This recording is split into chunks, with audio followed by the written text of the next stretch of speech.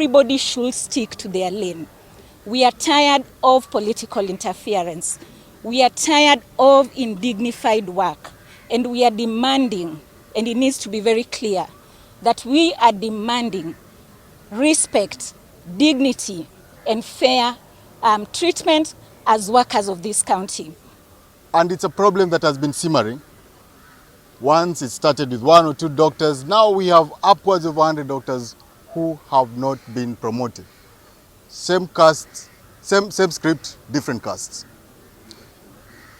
Our members have made a resolve that kuanzia saa 6 usiku leo kila mtu atakuwa anashiriki mgomo mpaka ule wakati ambapo kitaeleweka. So today we are going to join them.